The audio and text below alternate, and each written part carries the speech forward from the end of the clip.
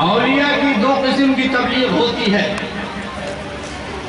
ایک آقا صلی اللہ علیہ وسلم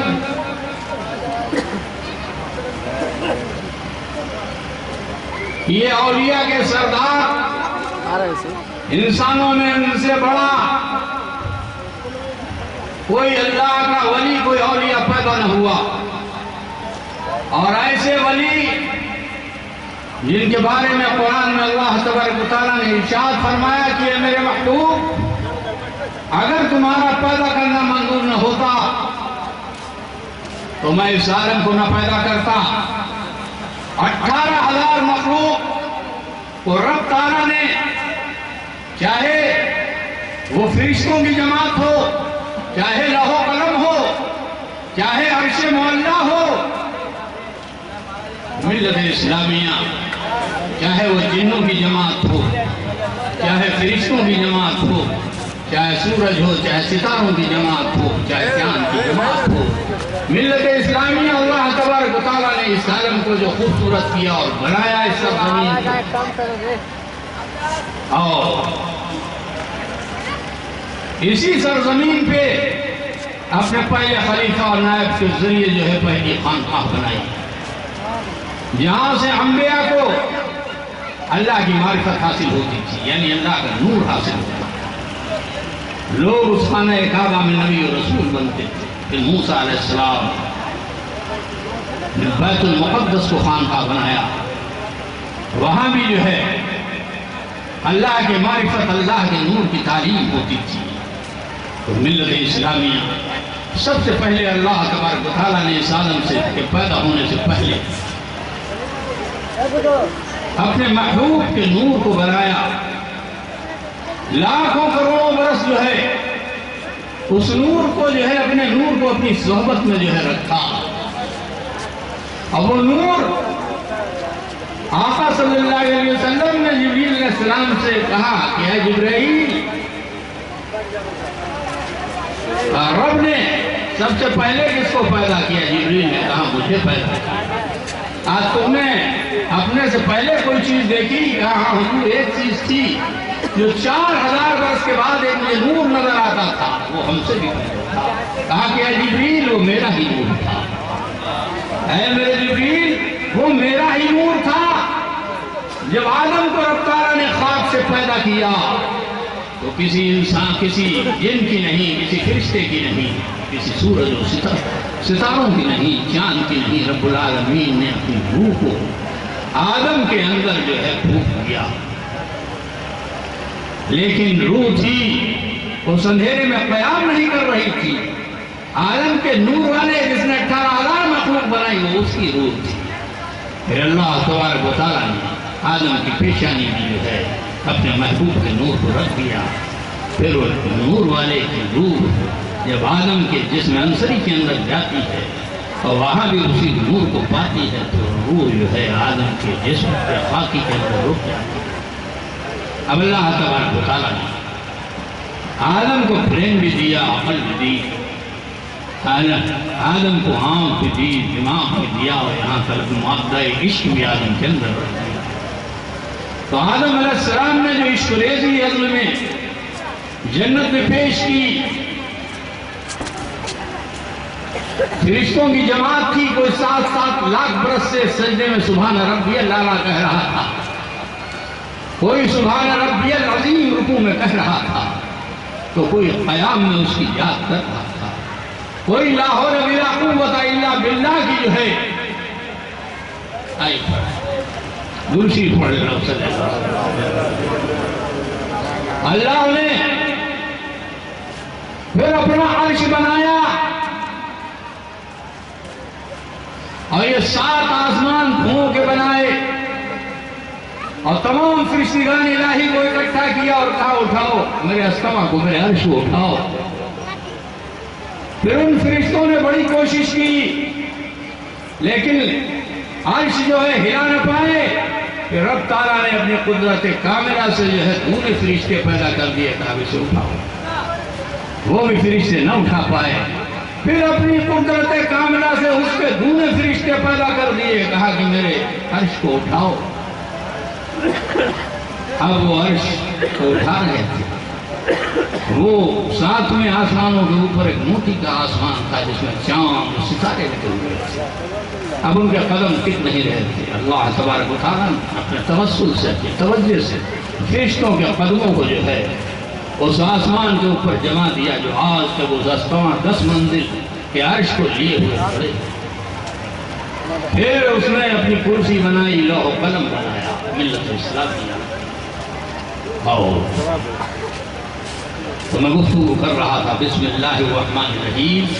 ومن کان فی ہذہ اعمی فہو فی الآخرۃ اعمی وَأَضَلُّ سَبِیلًا. میں نے جو تمہیں یہ زندگی عطا فرمائی ہے, زندگی میں اگر تم میری معرفت حق سے اندھے ہو گئے تو آخرت میں میرے دیدار سے اندھے ہو گئے. وَأَضَلُّ سَبِیلًا, جیسے دنیا میں گمراہ ہو گئے آخرت میں زیادہ گمراہ ہو جاؤ گے.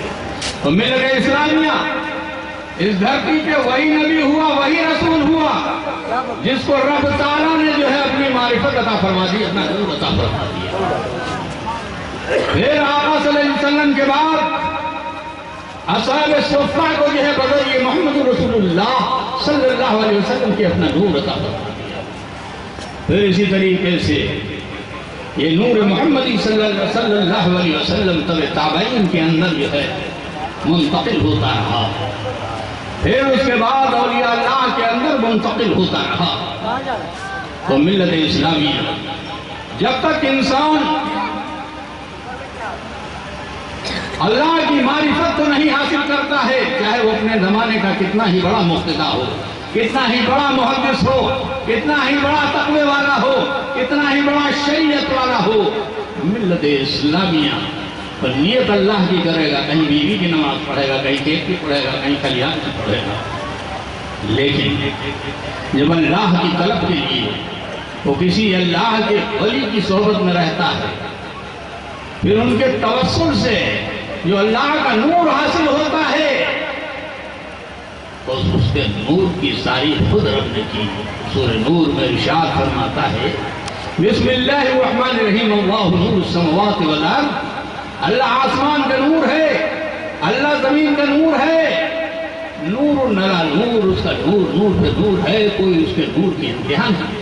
پھر ارشاد فرماتا ہے جسے چاہتا ہوں میں اپنے نور کا راستہ دکھا دیتا ہوں, جسے اللہ نہ چاہے اس کے لیے کہیں نور نہیں ہے.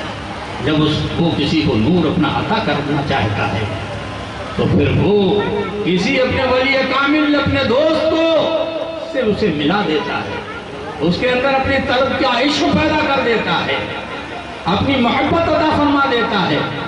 وہ بندہ اگر خواہ بادشاہی کیوں نہ ہو, بلخ و بخارا کا یا بلخ کا سمنا کا, جو اس کے اندر اپنا عشق رکھ دیتا ہے اپنی معرفت کا, تو سمنا کی بادشاہ چھوڑ کر فقیری اختیار کر لیتا ہے, فقیروں کی صحبت میں رہتا ہے.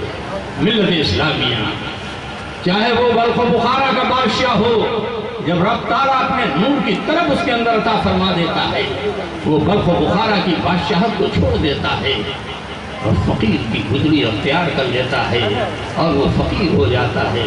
تمام دنیا مافیا کی حکومت کو وہ چھوڑ دیتا ہے. جب اللہ کا عاشق ہوتا ہے, اللہ کا دیوانہ ہوتا ہے, جب اللہ اسے اپنا نور عطا فرما دیتا ہے. حضرت ابراہیم ادھم رحمۃ اللہ علیہ جب ایک بنی کامل سے جو ہے بیعت ہوئے کہ خواجہ غریب نواز کے 7 فٹ اوپر کے بزرگ ہیں, تو بلخ و بخارا کی حکومت جو ہے برہم برہم ہونے لگی. ملت اسلامیہ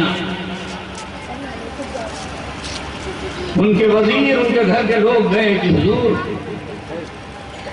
آپ نے بادشاہ چھوڑ دی, ملک درہم برہم ہو گیا. تو ملت اسلامیہ چلیے حکومت کو سنبھال لیجئے. کہا ٹھیک ہے, یہ میں سوئی اس سمندر کے اندر ڈالے دے رہا ہوں. اس سمندر میں اس سوئی کو ڈالے دے رہا ہوں, اس میں دیکھو تاگا لگا ہوا ہے, میں اپنے کپڑے سی رہا تھا, اگر اسے نکال دو تو میں بادشاہت کی کرسی کو جو ہے سنبھال لوں, پھر سے میں لوٹ کر آ جاؤں گا. کہا میں سمجھ گیا کہ آپ دماغی طور سے پاگل ہیں, میں کوئی بادشاہ کو چھوڑتا ہے. دماغی طور سے تم لوگ پاگل ہو۔ کہا پہلے حکم دیا مچھلیوں کو کہ سوئی لے آؤ، لاکھوں کروڑوں اربوں اس سمندر سے مچھلیاں جو ہے سوئی اپنے منہ میں لیے جو ہے سب نے کھڑی تھی کہ جس سوئی کو اللہ کا ولی مانگے گا وہ سوئی دے دیں گے۔ ملت اسلامیہ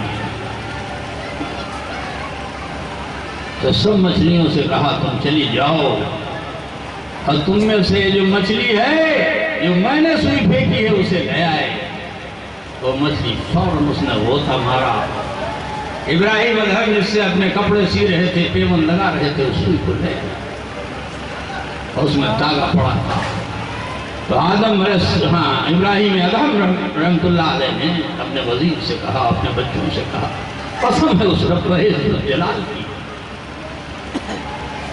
جب سے میں نے اللہ کی معرفت کو حاصل کر لیا، پہلے میں انسانوں پہ برق بخارا کے جو حکومت کرتا تھا، آج جب سے ہمیں اللہ کی معرفت حاصل ہو گئی ہے تو 18,000 مخلوق پر ابراہیم ادھم کی حکومت قائم و دائم ہو گئی۔ اگر ادھم سورج کو اشارہ کر دے تو قدموں پہ گر پڑے، چاند کو اشارہ کر دے تو زمین تو میرے قدموں پہ گر پڑے، اگر ادھم اپنی ایک توجہ ڈال دے تو پہاڑ بھی پاش پاش ہو جائے، زمین ذرے ذرے اڑ جائے۔ میرے دادا بھیا صدیق شاہ صاحب رحمت اللہ علیہ سے پورا مغیر ضلع جو ہے مرید ہو گیا، تو کچھ لوگ مغیر سے مرید تھے، مولانا محمد علی مغیری رحمت اللہ علیہ سے، وہ ایک گاؤں کا کڑار ہے ملکوں کا۔ ان لوگوں نے کہا میرے پیر کی بڑی بے عزتی ہو گئی، سارا علاقہ جو ہے ضلع بھیا صاحب سے مرید ہو گیا، کیوں نہ ان کو دعوت دے کے بلایا جائے، ان کو یہاں قتل کر دیا جائے۔ تو ملت اسلامیہ آپ کو کڑار بلایا گیا اور آپ نے اپنے والد و ماجد کو ایک خط لکھا، اس میں چند اشعار لکھے۔ کیا لکھتے ہیں؟ سوئیاں کو دے کے بہت دن بیتے، جاؤ رے گوئیاں منائے لاؤ سیاں، ہمارے تم جیتے بہت دن بیتے۔ جائی شاہ سندی لاگ جائی، میرا جہل من مشکل نہ آئی، بدوفا حواد سے ویشتن زغر تند زمنائی۔ یہ خط لکھا، یہ اشعار لکھے تو سرکار سراہوی نے آپ ڈار میں موجود تھے، وہاں خط لکھا کہ اس علاقے کے لوگوں نے میرے بیٹے بھیا صدیق کو کیا سمجھا ہے، تم جو مغیر کے پہاڑ دیکھتے ہو، اگر اس پہ وہ اپنی ایک توجہ ڈال دے تو پہاڑ پاش پاش ہو جائے، ذرہ ذرہ ہو جائے۔ تو ملت اسلامی جس کے اندر جو ہے اللہ کی معرفت اللہ تبارک و تعالیٰ عطا فرما دیتا ہے۔ 23ویں سپارہ سورہ میں رکوع کے اندر ارشاد فرماتا ہے، جس کا سینہ میں اسلام کے لیے کھول دیتا ہوں، اس کے قلب کے اندر میں اپنے نور کو ڈال دیتا ہوں، پھر کوئی بھی بے نور میرے نور والے کے جیسا نہیں ہو سکتا۔ اس کی تفسیر میں آقا نامدار تاجدار مدینہ احمد مصطفیٰ محمد مصطفیٰ صلی اللہ علیہ وسلم نے لکھا، جب لوگوں نے فرمایا یہ نور کیسے آتا ہے تو آقا صلی اللہ علیہ وسلم نے ارشاد فرمایا، قبل موتو انت موتو، مرنے سے پہلے مر جاؤ، مرنے سے پہلے مر جاؤ۔ تو ملت اسلامی جب اللہ کے عشق میں ایک مرید کو کامل پیر کی صحبت میں مرنے سے پہلے مر جاتا ہے تو خدا کی معرفت جو ہے اس کی بارش ہونے لگتی ہے۔ معروم نے اپنی مثنوی میں لکھا ایک بار درود شریف پڑھ لے.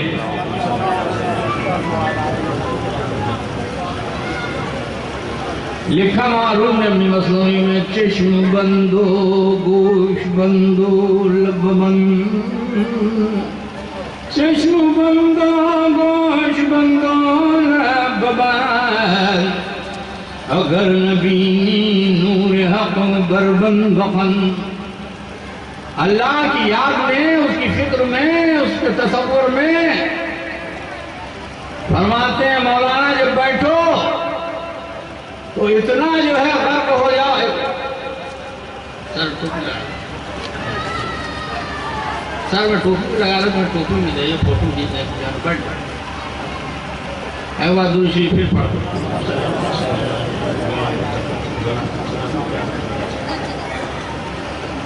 چشم بندو گوش بندو لب بند، گر نبی نور حق بربند بخن.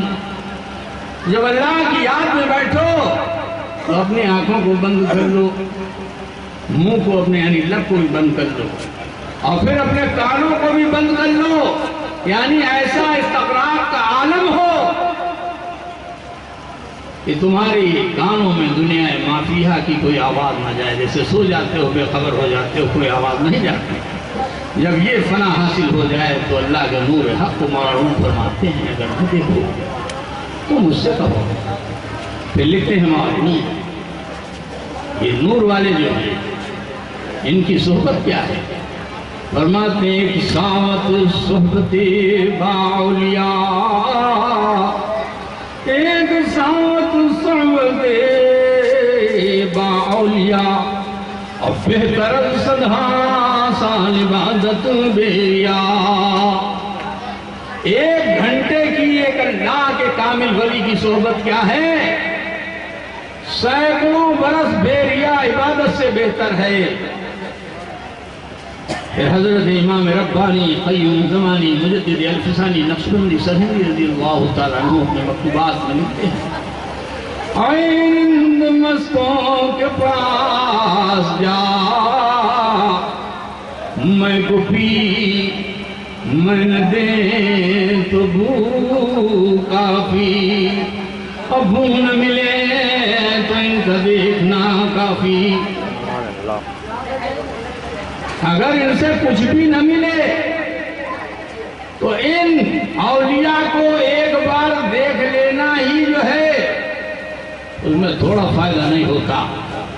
ایک صحابی رسول ہے جو امام حمزہ رضی اللہ تعالیٰ عنہ کا قتل کیا، زانی و بدکار بھی ہے، شرابی بھی ہے. بارگاہ مصطفیٰ صلی اللہ علیہ وسلم میں پہنچتا ہے.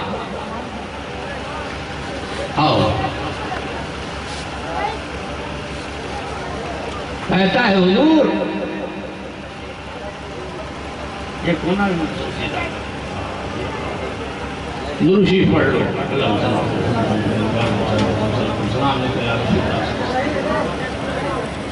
کہتا ہے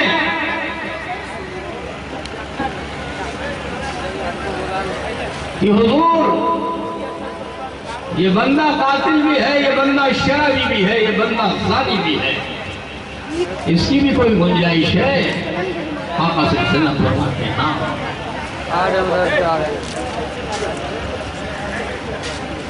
وہ توبہ کرتا ہے اور کلمہ لا الہ الا اللہ محمد رسول اللہ کو پڑھ لیتا ہے. حضرت امام ربانی مجدد الفسانی رحمۃ اللہ علیہ لکھتے ہیں کہ وہ اس قرنی میں سب تابعین میں سب سے بڑے ہیں، لیکن وہ صحابی رسول جو قاتل بھی ہے، زانی بھی ہے، شرابی بھی ہے، آقا صلی اللہ علیہ وسلم کو ایک بار دیکھا کلمہ پڑھ لیا، نہ حاجی ہے، نہ روزے دار ہے، نہ پنج وقتہ نمازی ہے، نہ اس نے کبھی زکات دی، لیکن صرف دیکھا اور ایمان لے آیا، اور اس کا مرتبہ وہ اس پرنی سے بھی آگے بڑھ گیا. ملت اسلام بڑے پیر دستگیر عبد القادر جیلانی رضی اللہ تعالیٰ کی اسٹوڈنٹ لائف تھی، اور ان کے دل میں اس وقت کے غوث حضرت یوسف حمدانی رحمۃ اللہ علیہ تھے۔ ان کی بارگاہ میں ان کا ایک دوست ابن سقا تھا، ایک دوست ان کا ابن سعید تھا۔ تینوں لوگ غوث کی بارگاہ میں گئے۔ اس غوث نے اپنے کشف کے ذریعے جان لیا کہ غوث العظم کی نیت کیا ہے، ابن سقا کی نیت کیا ہے، ابن سعید کی نیت کیا ہے۔ ابن سعید کی طرف دیکھا یوسف حمدانی نے اور ارشاد فرمایا کہ اے ابن سعید، یہ تو مناظرہ کرنے آیا، تیرے سوالوں کے یہ جواب ہیں، لیکن میں دیکھ رہا ہوں اس گستاخی کا کہ سزا تجھے کیا ملی۔ جب تو یہاں سے واپس ہوگا تو تیرے دشمن تجھے پکڑ کے جلا کے مار دے گا۔ اے ابن سقا، تو یہ سوال لے کر آیا، اس کا یہ جواب ہے، اس بے کی سزا میرے رب العالمین نے تجھے یہ دی ہے، تو یہاں سے جانے کے بعد کافر ہو جائے گا، اسی پہ تیری موت ہو جائے گا۔ ابن سعید جلا کے مار دیا گیا۔ ابن سقا جو ہے وہ ایک نصرانی لڑکی پہ عاشق ہو گیا۔ اس کے باپ نے کہا میں اس وقت تمہاری شادی کروں گا جب تم میرے مذہب کو اختیار کرو، جو نصرانی ہو گیا، اور اسی مذہب پہ جو ہے اس کی موت ہو گئی۔ اور غوث العظم رضی اللہ تعالیٰ عنہ سے آپ نے کہا کہ اے عبد القادر جیلانی، تم میری زیارت کرنے کے لیے آئے ہو، تو اللہ تبارک و تعالیٰ نے تمہیں وہ منصب عطا فرما دیا، جب بغداد سے تم واپس ہوگے تو مسجد کے ممبر پر چڑھ کے کہو گے میں غوث العظم ہوں، میرا ہر ولی کے کاندھے کے اوپر میرا پیر ہے۔ تو معلوم یہ ہوا اولیاء کے سامنے جو جس نیت سے جاتا ہے اسی نیت کا اسے رزلٹ مل جاتا ہے۔ اللہ تبارک و تعالیٰ ارشاد فرماتا ہے میں نہیں دیکھتا ہوں تمہارے عملوں کو، میں دیکھتا ہوں تمہاری نیتوں کو، میں دیکھتا ہوں تمہارے دل۔ ملت اسلامیہ بہت سے ایسے ولی کامل سرکار سراوزی کی صحبت میں ہوئے کہ آپ نے کہا کہ دیکھ میری طرف، بنگالی شیخ بزرگ سے مخدوم جہاں کے خاندان کے تھے، کہا دیکھ میری طرف۔ مہینوں جو ہے گم ہو گئے، ہوش ان کو نہ آیا، اور اپنے زمانے کے جو ہے صاحب خدمت ہوئے، قطب ہو گئے۔ حلیم الدین شاہ صاحب رحمۃ اللہ علیہ پوری یہ واقعات اس وجہ سے بیان کر رہا ہوں کہ اگر جو ہے نہ معلوم ہو تو ان کے گھر سے تصدیق کر سکتے ہو۔ 14 لوگوں کے ساتھ ان کو شیش علیہ السلام کی بارگاہ میں بھیجا، یعنی ایودھیا بھیجا۔ وہ مراقبے میں شیش علیہ السلام کے مزار شریف میں بیٹھے تھے 14 لوگوں کے ساتھ۔ سوڑا کے ایک حاجی درگاہن تھے، ان کے دل میں خیال آیا پیر کی محبت میں خود بھی مرے گا اس جنگل میں، ہمیں بھی مارے گا۔ اتنا کہنا تھا کہ ایک لمحے کے اندر کان میں آواز آنے لگی کیول کیول کیول کیول کیول کیول۔ مولانا صاحب نے بہت ڈانٹا کہ تو نے ایسا سوچا، پتہ نہیں یہاں کیا ملتا، تو حضور نے ایک توجہ سے ایودھیا میں ایک لمحے کے اندر کیول بھیج دیا۔ سبحان اللہ۔ فقیر محمد شاہ رحمۃ اللہ علیہ یہ بھی حضور کے مرید و خلیفہ ہیں، اعلیٰ پور کے ہیں۔ آپ نے حلال پہ بھی کنڈیشن لگا دی کہ اے فقیر محمد اگر تو نذرانہ لے گا تو کوڑی ہو جائے گا۔ پھر آپ نے شادی کر دی، نذرانہ نہیں لیں گے تو 20 بچوں کی پرورش کیسے ہوگی؟ ساری زمین تو بیچ کے اعلیٰ پور کی مسجد بنا دی۔ ایک بار درود شریف پڑھ لیں۔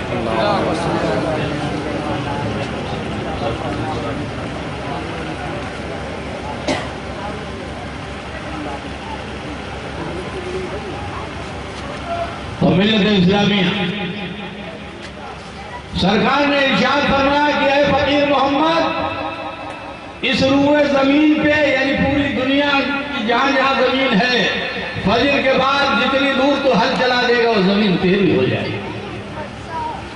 تو 32 سے 33 بیگھے میں انہوں نے حل گھما دیا۔ Session high court supreme court اس درمیان میں مقدمہ لڑا، لیکن جو بھی رسیدیں لے جاتا، کاغذات لے جاتا، جب دیکھتا تو اس کا نام جج کے سامنے جب وہ کاغذات پہنچتے تو ہر جگہ لکھا ہوتا فقیر محمد، فقیر محمد، فقیر محمد، فقیر محمد، فقیر محمد۔ علیم الدین شاہ مولانا ابو محمد جمڑیا کے حضور کے مرید تھے، میرے دادا کو لائے جب پہنچے تو ایک توجہ میں سرکار نے فرمایا کہ جا علیم الدین، میں نے تجھے مغیر ضلع کا قطب بنا دیا، اے فقیر محمد تجھے میں نے بنگال کی قطبیت عطا فرما دی، اے سید محمد تقی میں نے تجھے آسام کی قطبیت عطا فرما دی، 3 خلیفاؤں کو چائنا بھیجا کہ تمہیں چائنا کی ولایت عطا فرما دی، میرے دادا کو ترکی کی ولایت عطا فرما دی، قطب بنا دی۔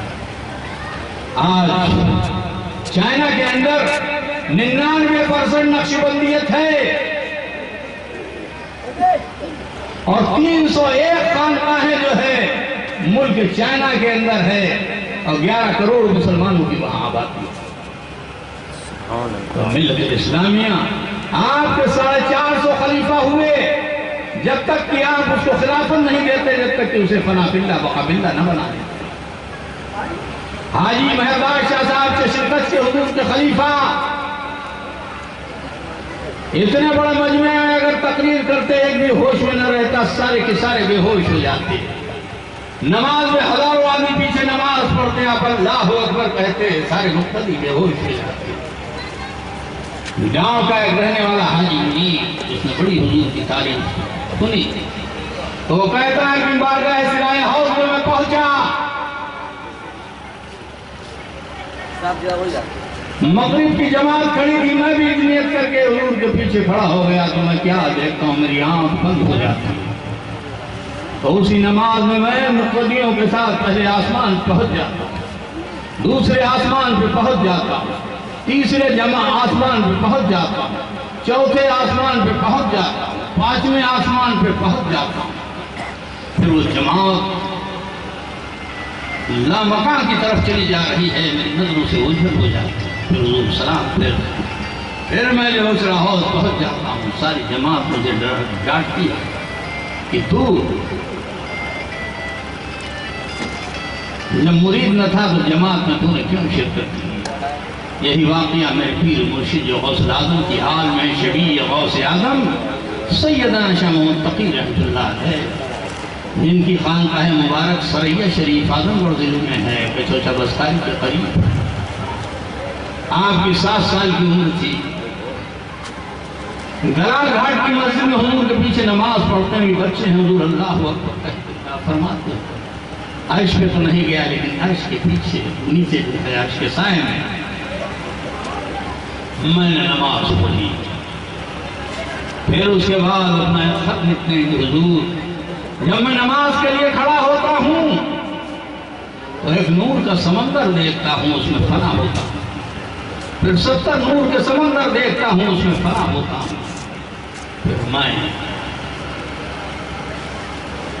رابطہ لے کر مجھے پھر فرماتے ہیں پھر میں انبیاء علیہ السلام کی جماعت میں مل جاتا ہوں، اس میں آقا صلی اللہ علیہ وسلم جو ہے امامت کرتے ہیں۔ اب اس سال سے میرا یہ حال ہے کہ رابطہ لیے جب نماز میں کھڑا ہوتا ہوں تو رابطے کا پہلا قدم عرش ہوتا ہے، ایسے ہی رابطہ 10 قدم جاتا ہے، پھر وہیں سے اتر الگ ہو جاتا ہے۔ پھر میں یہ دیوتا کا نور دیکھتا ہوں، وہ نور میری طرف بڑھتا ہے، اس کی طرف بڑھتا ہوں، پھر اس نور میں فنا ہو جاتا ہوں، پھر اس نور کو میں دیکھتا ہوں کہ کائنات کے ذرے ذرے میں اس نور کو دیکھتا ہوں۔ پھر میری یہ کیفیت ہو جاتی ہے نماز میں جو نہ زبان سے بیان کر سکتا ہوں نہ قلب سے لکھ کر سکتا ہوں۔ سرکار سراحودی علیہ رحمہ ان کو لکھتے ہیں سید محمد تقی، ابھی تمہارا قلب جو ہے ایک حصہ صاف ہوا ہے، 3 حصہ تیر و تاریخ ہے، اور ابھی حرف سے لے کر ناف تک جو مقام ہے ادھر جو ہے تمہارا گزر ہی نہیں ہوا، اور روح اور آفاق سے بھی جو ہے تم آگے بڑھو اور اصل اللہ کی ذات کو تم تلاش کرو۔ تو ملت اسلامیہ جب تک بندہ شریعت کے ساتھ طریقت میں داخل ہو کر حقیقت نہیں حاصل کرتا ہے نماز تو ضرور پڑھتا ہے، چاہے وہ پیر ہو چاہے مولانا ہو، نیت کرتا ہے اللہ کی، پڑھتا ہے بیوی کی نماز، پڑھتا ہے مدرسے کی نماز، پڑھتا ہے بچوں کی نماز۔ آقا صلی اللہ علیہ وسلم ارشاد فرماتے ہیں جب یہ نماز بارگاہ خداوندی میں فرشتے لے کے جاتے ہیں تو اللہ تبارک و تعالیٰ ارشاد فرماتا ہے اے فرشتوں اس نے نیت میری کی ہے، پڑھی اس نے نماز جو ہے دنیا ما فیہا کی گندی چادر میں لپیٹ کر جو ہے اس کے منہ کے اوپر مار اور ملت اسلامیہ اس نماز کو صحیح کرنے کے لیے، اپنی باطنی کیفیت کو صحیح کرنے کے لیے اولیاء کی صحبت میں جانا ہوتا ہے۔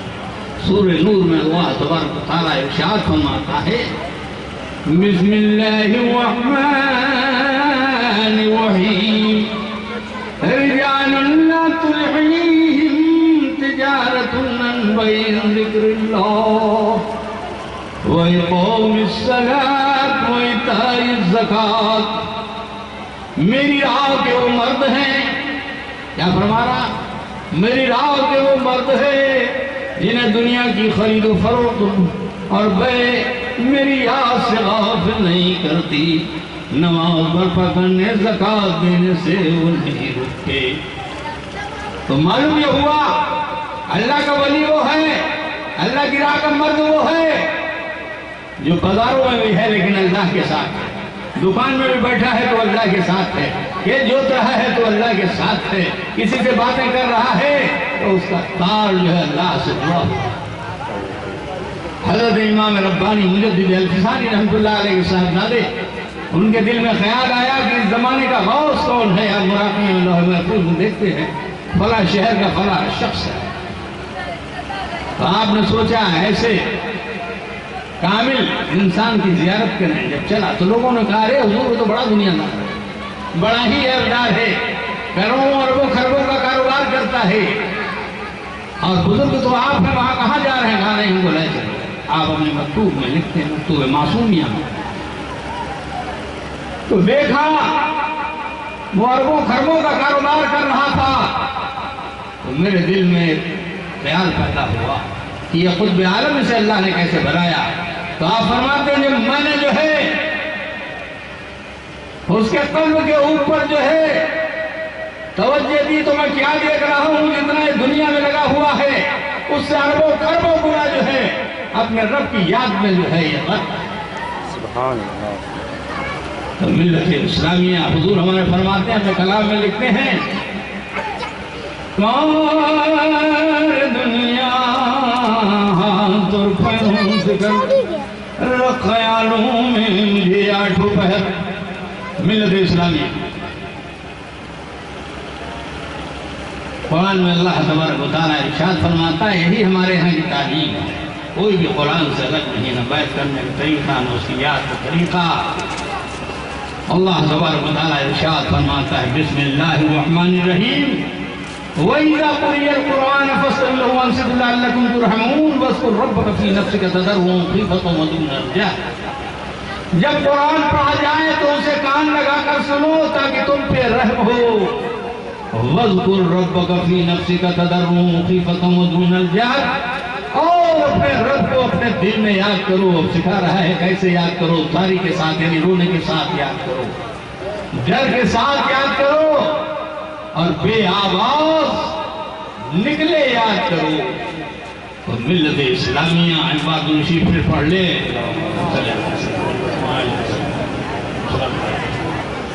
تمام سلاسل، خواہ قادریہ ہو، قلندریہ ہو، چشتیہ ہو، سہروردیہ ہو، کوئی بھی سلسلہ، سارے کا سارا تعلق جو ہے مولا کائنات حضرت علی رضی اللہ تعالیٰ عنہ سے ہے، اور یہ سلسلے نقشبندیہ کا تعلق آقا صلی اللہ علیہ وسلم کے اول خلیفہ سے ہے،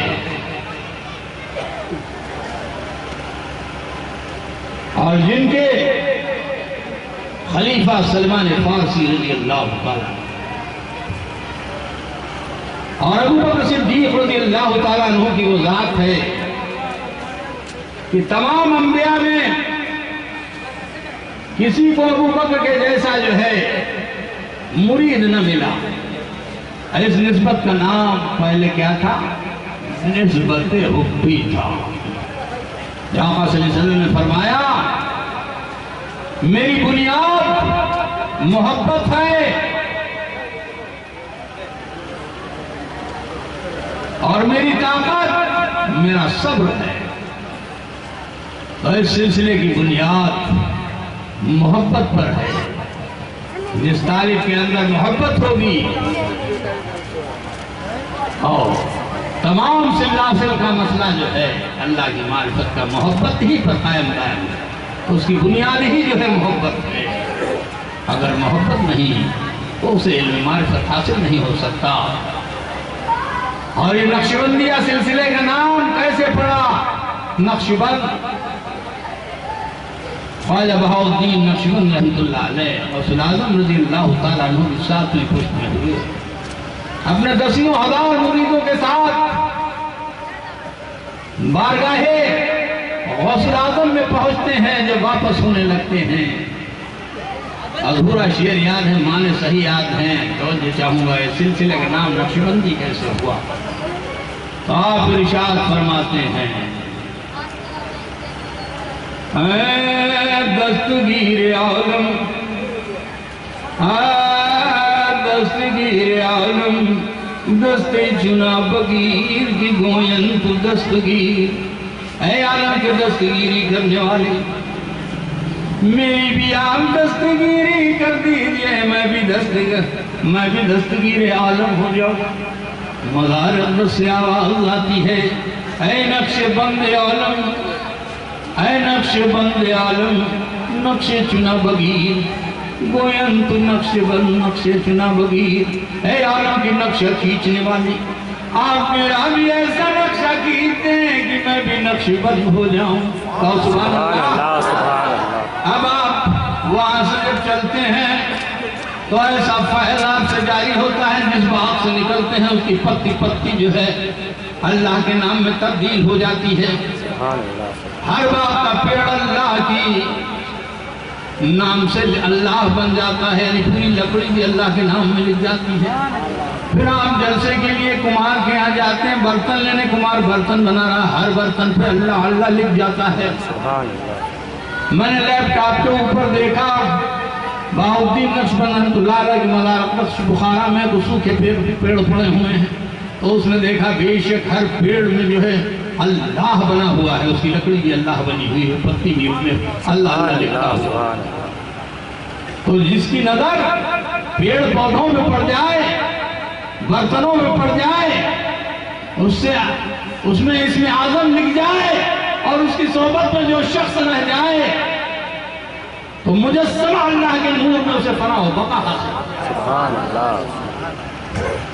ملت اسلامی آپ کے جذبات، آپ فرماتے ہیں اللہ کی معرفت بہاؤالدین پہ حرام ہو جائے، جہاں بایزید کی نگاہ اگر پڑی ہو اور بہاؤالدین کا قدم نہ وہاں چلا جائے۔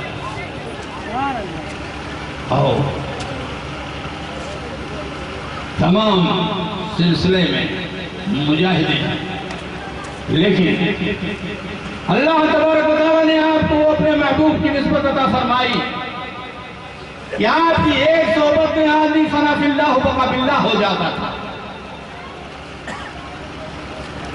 تو ملت اسلامی اگر خدا کی معرفت حاصل کرنا چاہتا ہے، حضرت امام ربانی قیوم زمانی مجدد الفسانی نقشبندی سرہندی رضی اللہ تعالیٰ اپنے مکتوب میں فارسی کے شعر لکھتے ہیں اول ما آخر حرم تہی، آخر ما جب تمنا تہی۔ فرماتے ہیں تمام سلاسل کا جہاں پر آخر ہے منتہیوں کا، میری نسبت صدیق کی وہاں سے شروعات ہے، تو جب سب کا آخر ہے میری شروعات ہے تو میرا آخر کیسے ہوگا؟ ملت اسلامی امام ربانی قیوم زمانی مجدد الفسانی رحمۃ اللہ علیہ ہندوستان کے ایسے بزرگ ہیں جن کی بارگاہ میں خانہ کعبہ آیا، ان کا طواف کیا، کعبہ بھی وہاں ہے، اور وہیں سے چشمہ پھوٹ گیا، آپ نے فرمایا یاد زمزم ہے۔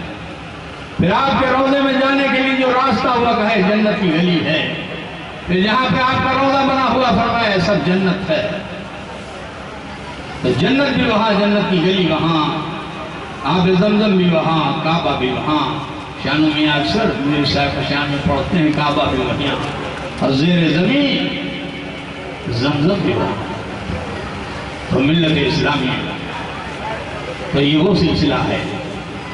آج اللہ کا فضل ہے ہندوستان کے اندر، تمام عالم دنیا کے اندر اگر تصوف و طریقت کی تعلیم ہے تو ابھی نقشبندیہ خانقاہوں سے جو ہے اس کا دورہ چل رہا ہے. اور بارگاہ نقشبند کی جتنی بھی خانقاہیں ہیں شرک و بدعت سے پاک و صاف ہیں. اور ملت اسلامیہ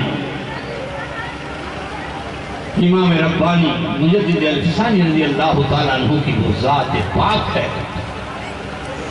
کہ جب اکبر نے دین الہی چلایا تو تمام دنیا کے عالم سو، تمام صوفی دین الہی کو انہوں نے قبول کر لیا. کسی کے اندر جرات نہ تھی کہ اکبر کا سامنا کرتا. یہ ایسی ہی ذات کے لیے اللہ تبارک و تعالیٰ نے ارشاد فرمایا قرآن میں بسم اللہ الرحمن الرحیم الا ان اولیاء اللہ لا خوف علیہم ولا هم یحزنون. ہوشیار ہو جاؤ، متنبہ ہو جاؤ، میرے اولیاء کو نہ ڈر ہے، نہ خوف ہے، نہ حزن ہے، نہ ملال ہے. وہ ذات امام ربانی قیوم الزمانی کی تھی کہ جب اس نے دین الہی کی پرچار کے لیے پورے دنیا کی لوگوں کو اکٹھا کیا.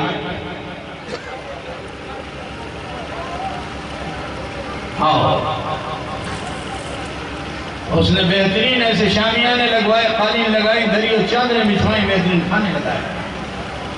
کہا یہ دین اکبری ہے، یہ نیا دین ہے، ماذا آقا صلی اللہ علیہ وسلم کا پرانا دین ہے.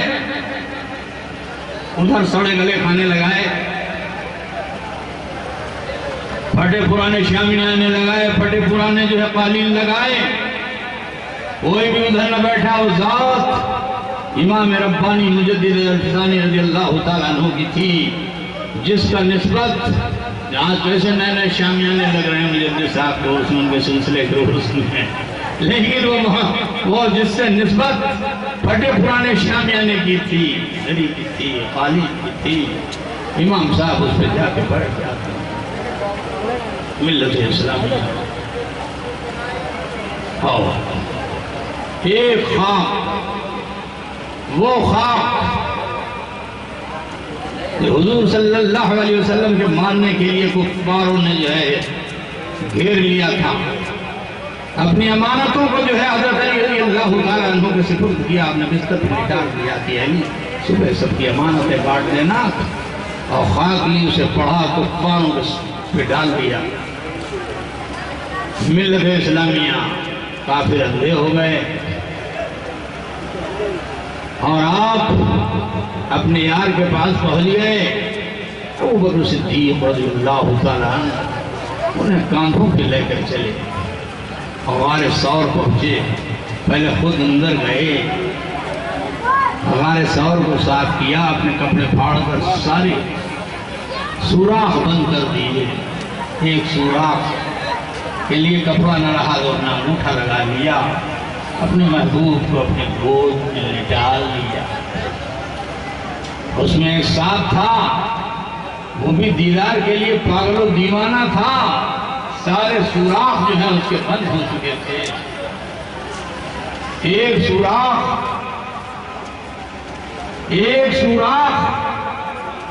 پہ آپ نے ادھر نہ دیکھیے، ان کی تقریر بات کو سنیے، ادھر دیکھیے. اپنے انگوٹھے ناک سے بند کر لیا. بہت کوشش کی، بہت کھجلایا، گدگدایا. جب آپ نے انگوٹھا نہ ہٹایا تو کاٹ دیا. اس زہریلے سانپ کا اثر پورے جسم میں پہنچ گیا. ہائے ہائے، یہاں پر عشق کا بھی امتحان ہے، کیونکہ یہ نسبت حبی ہے، اس کی بنیاد حب پہ ہے. اور وہاں ابو بکر صدیق رضی اللہ تعالیٰ عنہ کے صبر کا بھی امتحان. جب آپ کو اتنی شدید تکلیف گزری، آپ کے آنکھ مبارک سے آنسو آقا نامدار تاجدار مدینہ احمد مصطفیٰ محمد مصطفیٰ صلی اللہ علیہ وسلم کے رخسار پہ پڑا. تو آپ نے آنکھیں کھول دی، کیا ہوا اس کی؟ حضور کسی کیڑے میں کاٹا، تو آپ نے اپنا لعاب دہن لگا دیا اور زہر کافور ہو گیا۔